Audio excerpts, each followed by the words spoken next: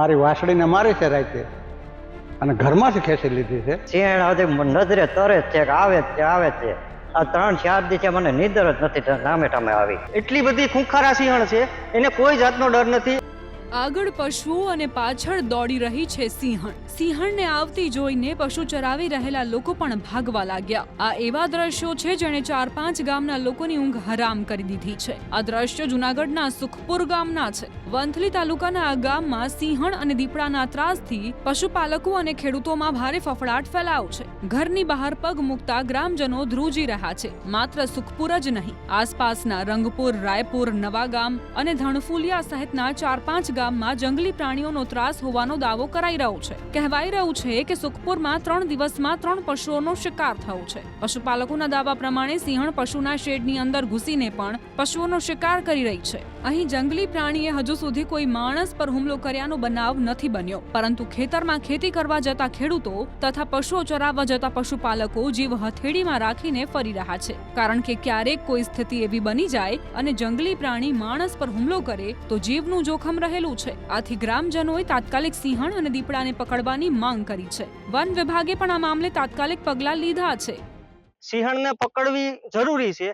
જો આ સિંહણ વહેલી તકે નહીં પકડાય તો અમારા સુખપુર ગામે કોઈ પણ વ્યક્તિ ઉપર માનવ હિંસા થાય. માત્ર સુખપુર ગામ નહીં, અમારા સુખપુર ગામની આજુબાજુના જે ગામો છે, સુખપુર ગામ, રાયપુર ગામ, ગુડવદર ગામ, સોનેડી, નવાગામ જેવા ગામોમાં પણ આ એક જ સિંહણનો ત્રાસ છે. તમે અન્ય ગામોમાં પણ પૂછી શકો છો કે આ સિંહણ જે છે એટલી બધી આદમખોર બની ગઈ છે. રાત્રિ દરમિયાન પશુપાલકો પોતાના પશુઓ પોતાના જે ઢારિયાઓ જેવી સેફટી કરેલી હોય તેમાં બાંધે છે, તો એમાં અંદર જઈને પડીને પણ કાઢી લે છે. એટલી બધી ખૂંખારા સિંહણ છે, એને કોઈ જાતનો ડર નથી. આ અમારો રેવન્યુ વિસ્તાર છે, આ કોઈ જંગલ વિસ્તાર નથી કે આ એટલા જે રેવન્યુ વિસ્તાર છે એમાં એટલો બધો ત્રાસ દે છે. જંગલ વિસ્તારની તો વાત જ પછીની છે. એમ જે રેવન્યુ વિસ્તાર ખરેખર અમારા પશુપાલકોને પશુ ચરાવવા માટેના જે ગૌસરો છે તે ગૌસરો અનામત ગૌસરો રાખેલા છે, તો પશુઓ ચારવા માટે જે જગ્યા ખરેખર રાખેલી છે, અમે મૂકેલી છે, તેમાં સિંહણનો કે જે જંગલી દીપડાઓનો એટલો બધો ત્રાસ વધ્યો છે કે પશુ ચરાવવા મુશ્કેલ છે. જે લોકો પાસે ખેતીની જમીન નથી તે લોકો પશુ ચરાવવા માટે એને ફરજિયાત પશુઓ ચરાવવા જવા પડે છે. કારણ કે વરસાદના અભાવે જે પશુપાલકો છે તે નિર્ણયનો અભાવ છે, તેને લીધે પોતાના પશુઓ ચરાવવા પોતાની ફરજ પડે છે. પોતાના પશુઓ છે તે પોતાનો પરિવાર ગણીને પોતે ચરાવવા જાય છે અને તેમના પરિવાર ઉપર હુમલા થાય છે. જે થાય છે પોતાના પશુ છે ને તેને પશુના પરિવાર ગણે અને પરિવાર ઉપર હુમલા થાય છે. તો અમારું કહેવાનું એટલું જ છે કે તંત્ર તાત્કાલિક ધોરણે માત્ર પિંજરા ગોઠવવાથી કોઈ ઉપાય નથી. તાત્કાલિક ધોરણે આ સિંહણનો કોઈ પણ રેસ્ક્યુ કરી એનો આ જગ્યા ઉપરથી એને પકડે અને અમને આનાથી આને છુટકારો અપાવે. ગાયોની માથે 3 હુમલા કર્યા. એક ગાને ખાઈ ગયો છે અને એકની માથે હુમલો કર્યો છે, એની ખોટ ખાઈ ગઈ છે. અમારા આખા ઘરનું જીવન એની માથે હતું.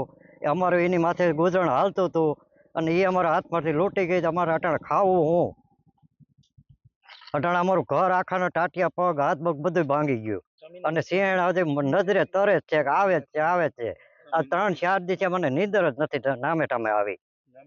અને અમારી જમીન તો 1 વીઘોય નથી. કોકની હેઠે જાય ને વેલા તોડીને એને નીણ નાખીએ, એને હાસવીએ અને એની માથે જ અમારું ગુજરણ હતું.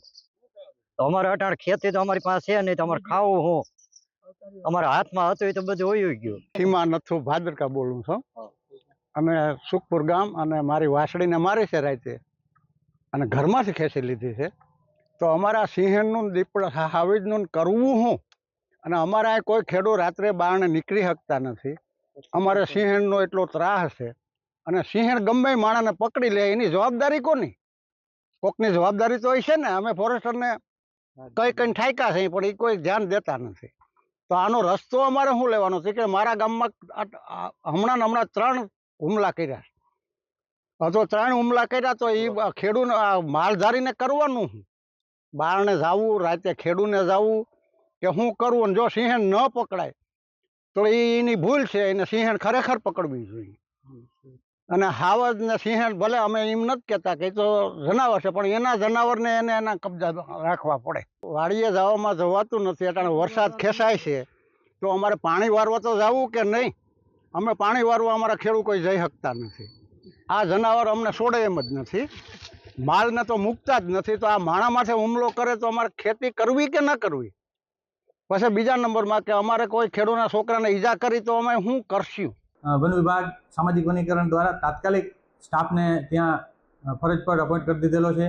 ગાર્ડ, ફોરેસ્ટર અને 2 ટ્રેકર મિત્રોને ત્યાં રાખી અને પાંજરા ગોઠવવાની વ્યવસ્થા કરી દીધી છે. દીપડા માટેની ફરિયાદ હતી તો દીપડા માટેનું એક પાંજરું 4 દિવસ થયા, છેલ્લા 4 દિવસથી આમ મારણ મૂકી દીધેલું છે.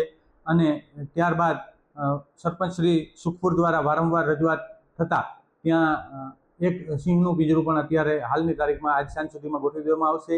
રિંગ કેજ અને એની અંદર જે પ્રાણીઓનો વિક્ષેપ છે એ એરિયાના પ્રાણીઓને સલામત રીતે ટ્રેક કરવા માટેની કાર્યવાહી કરીએ છીએ. મોટા ભાગે આ રંજાડની ફરિયાદ આપણે ગિરનારના વિસ્તારમાંથી સિંહો વિસ્થાપિત થઈ અને રેવન્યુ વિસ્તારમાં આવે છે શિકાર અને એના પ્રજનન માટેની શોધ માટે, વન્ય પ્રાણી શોધવા માટે. તો એના અનુલક્ષીને આપણે ઓજત નદીનો પાણીવાળો વિસ્તાર છે એટલે ત્યાં એને પીવા માટે પાણી મળી રહે છે અને રેઢિયાર પશુઓ અને ભૂંડ જેવા પ્રાણીઓનો શિકાર કરી અને ત્યાં પોતે ગુજારવા માટેની એને સેફ જગ્યા મળે છે. એટલે ત્યાં ઓજત નદી વિસ્તારમાં આપણે દીપડા અને સિંહોની અવર જવર અને વિચરણ હાલ પૂરતું વધારે જોવા મળી રહ્યું છે.